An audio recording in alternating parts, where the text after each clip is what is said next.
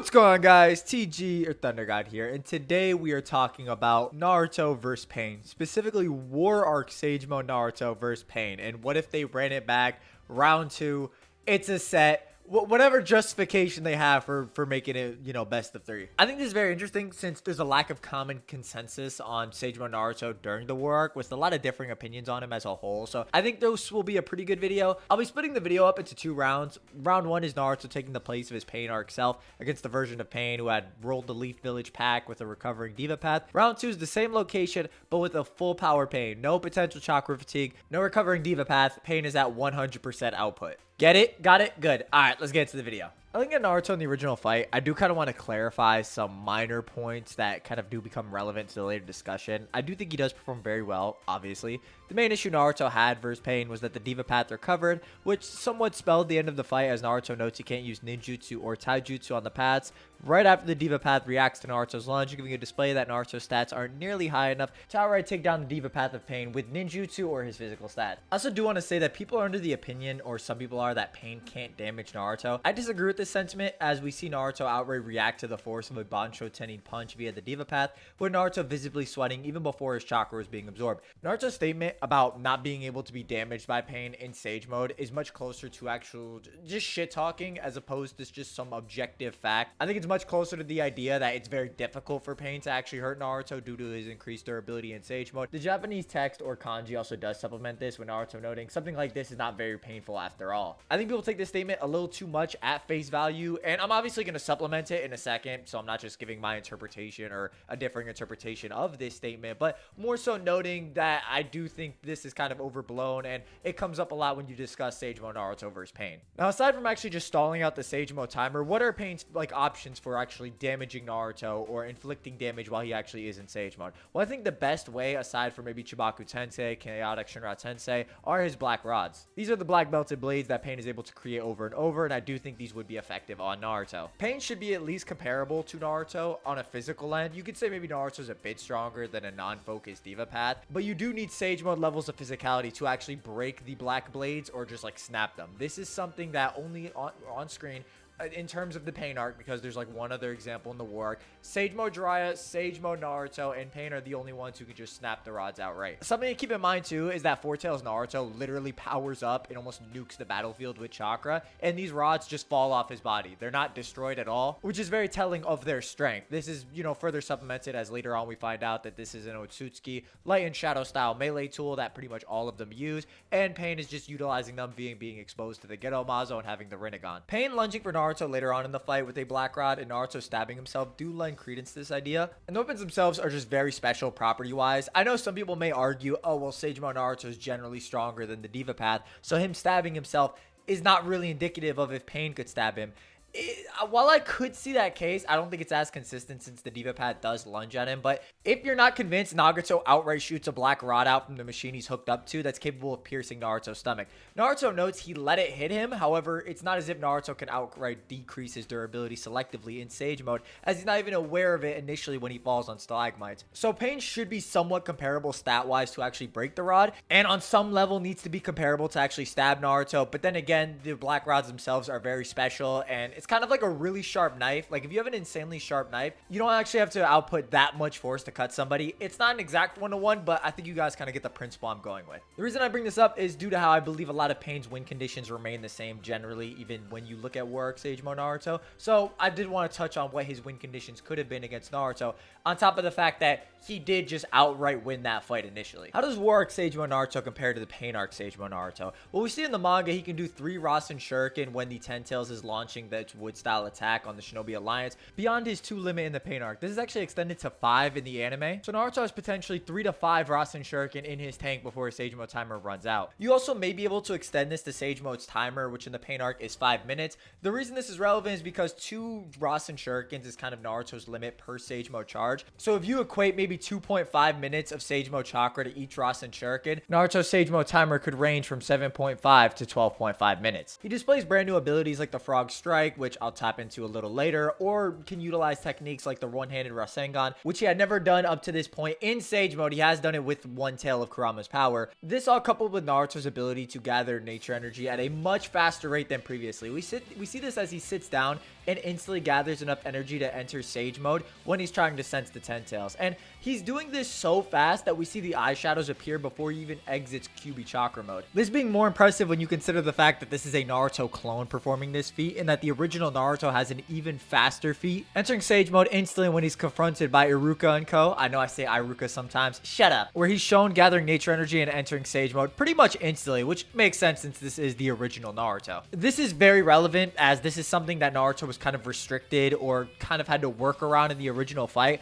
but becomes much less of an issue throughout his later battles in the war. So how does the fight go? Well, in round one's case, Naruto should just be fine, honestly. I won't get too much into the scaling differences aside from the fact that Naruto is just stronger in the war arc. This is never explicitly said, but we do have small little indicators to note this. An example being Naruto doing the Super Odama Rasengan while in base against Madara. This being more of a Sage Mode level feat, as he only does the Odama Rasengan or Super Odama Rasengan against Pain or the Nine Tails only while in Sage Mode. We also know this is something that would have had been picked up, or Naruto would have grown into this technique post Pain arc, as in Data Book 3, Jiraiya is the only listed user of the Super Odama Rasengan. So it just stands to reason that Naruto's base got a little stronger. Now Naruto actually should be able to just clear Pain in this round 1 scenario. I don't really need to talk about the stat changes too much, as it's not as relevant, as Naruto was already doing very well in the initial fight. The only real portion of the fight where Naruto was kind of at a disadvantage was when his Sage Mode timer ran out, which is, it's very unlikely this happens here, as he either can just throw another Rasen Shuriken and catch more Pain bodies, possibly by expanding it, which he does in the actual fight,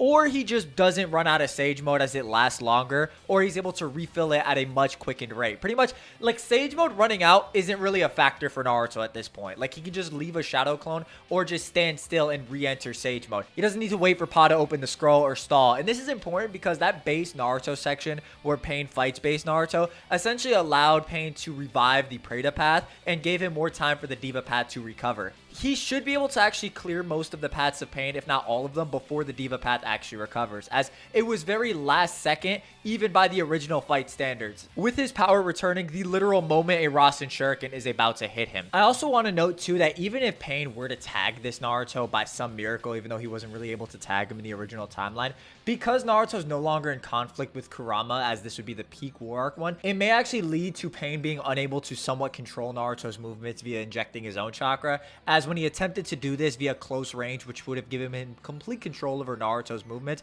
Kurama directly interfered with this. So Naruto is going to be taking the W in round 1, which most people probably could have surmised, and I think round 2 is a lot more interesting against a full power Pain. I will also be removing Naruto's support in the form of Ma and Pa, Gamma Bunta and co, because I actually think it makes the battle a lot more interesting. So let's discuss how War Arc Naruto would do against a full power version of Pain. Now War Arc Sage Mode Naruto's stats are a little harder to talk about. We know his reactions at the bare minimum should be above that of KCM1's. I know some people argue the interpretation that he's referencing his base form.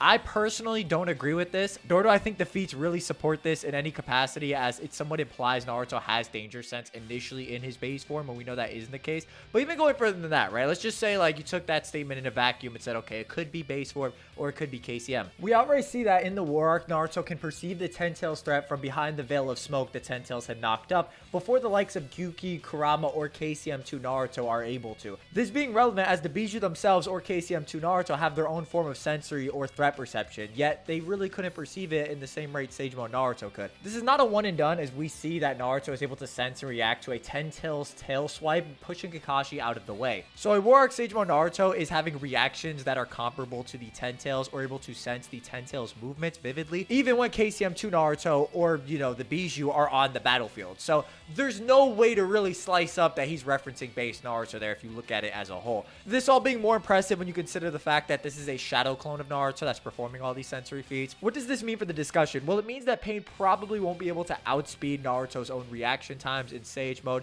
and just be like outright too fast for Naruto to sense, visualize, and potentially react to Pain's movements if he's able to do this against the 10 Tails. I am not saying that a Sage Mode Naruto clone is as fast or as strong as the 10 Tails, but more so noting that these levels of speed were not beyond Naruto's own abilities to perceive, so Pain shouldn't be either, as I don't think Pain scales to the 10 Tails even at full power. The reason War Arc Sage Mode Naruto does not need this support is because he has the Kage clone syndrome, right? This is where Naruto can just make clones that are all now Kage level or can fight Kage, and his Sage Mode clones aren't really different. This should be pretty evident off the third Raikage fight, where one of the 13 Naruto Shadow clones is also going into Sage Mode and creating more clones off of that. But I want to make it clear, Naruto doesn't need more clones on Mount Myoboku. That would absolutely restrict him here. We actually see that in the Kurama fight, Naruto has 52 clones, potentially 53, but like one of them is the original, using Rasengan. Considering that he actually needs a clone to actually create the Rasengan along with the other clone, it actually is probably closer to 104 clones total, but 52 of them do have a Rasengan in their hand. Kurama then swipes some of the clones,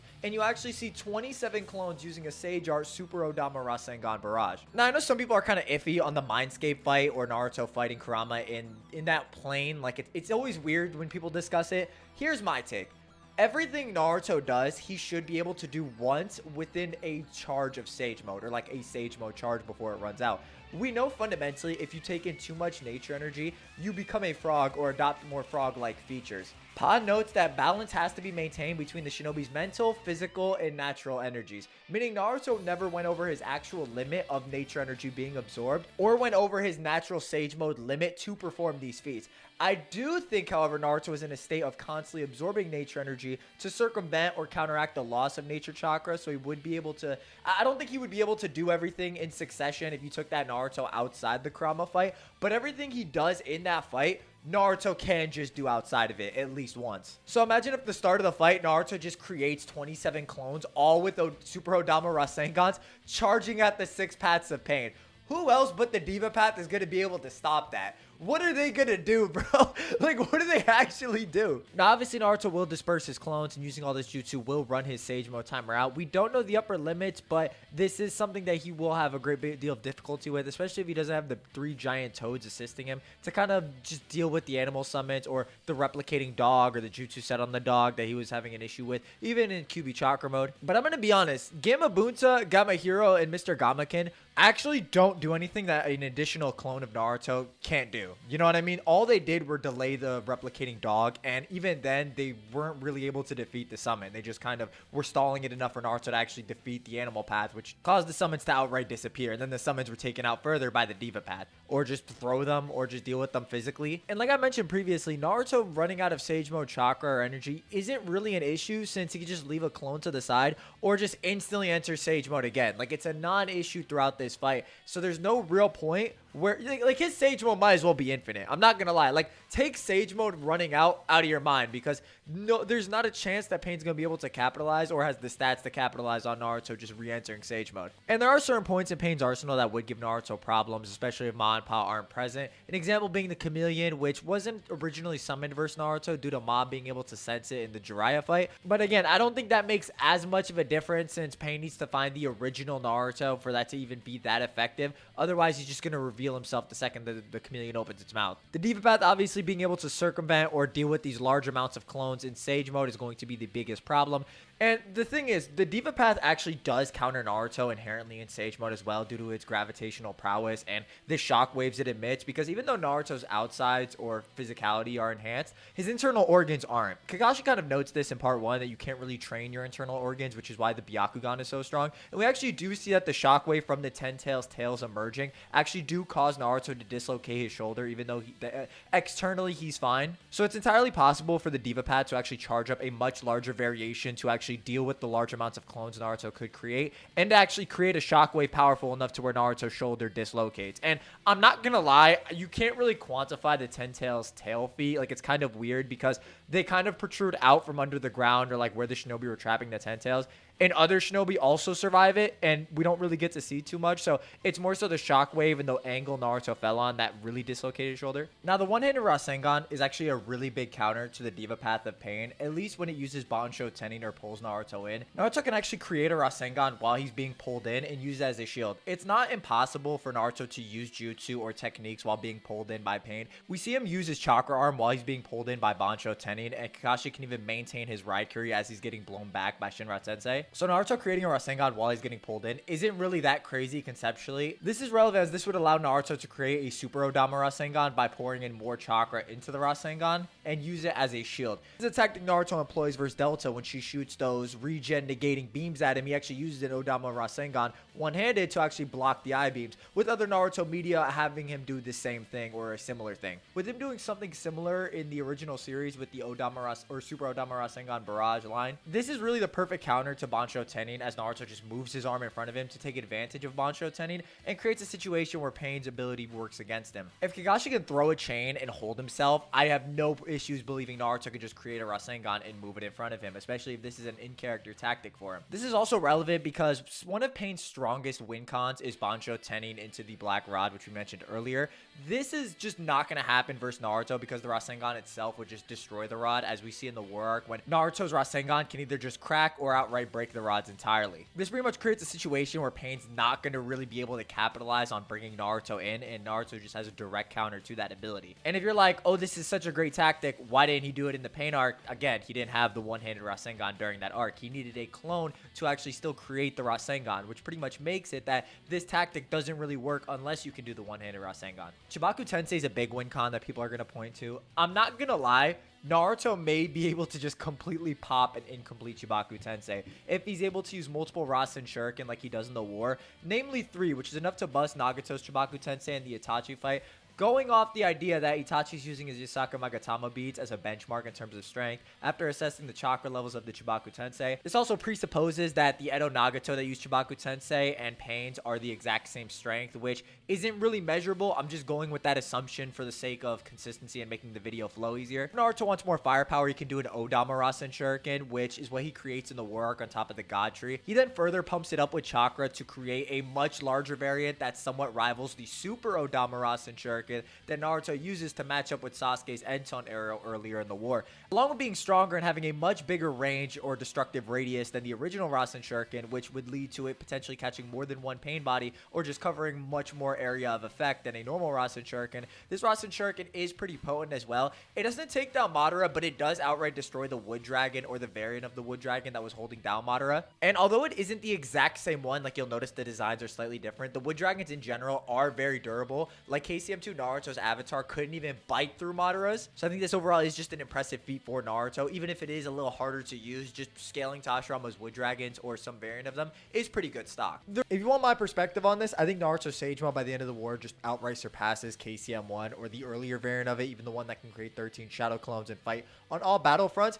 I think he surpasses that variation just based on all the feats and the feats that he performs that are comparable to later forms of KCM, which is really good stock considering a fatigued version of KCM Naruto that had split up his chakra into those 13 shadow clones is directly contending with Nagato. So I think this is overall a higher diff fight, but I wanted to outline a lot Naruto can do, as I think a lot of people underrate this form. If you felt like I was glossing over Pain, most of Pain's abilities don't really matter. Like the human path is never going to get the opportunity to grab Naruto's soul and actually take it out. Overall, Naruto can just create more copies of himself that are directly comparable to Pain, and I do think this is a higher diff fight again, but the Diva Path is really the saving grace, and unless you argue that he just directly one-shots all of the clones with Chaotic Shinra Tensei along with Naruto himself, I don't really see a situation where he wins or can deal with everything or Naruto's stats by the time at the end of the war. That's the video. Hope you guys enjoyed. I sure did. You know, I think Sage Mode Naruto in the War Arc is really strong. Hopefully I was able to clear up a little bit around him. Why am I stuttering? What happened? How is this the part of the video that I'm struggling on? Anyway, have a great day. All that jazz, and catch you next time. Bye.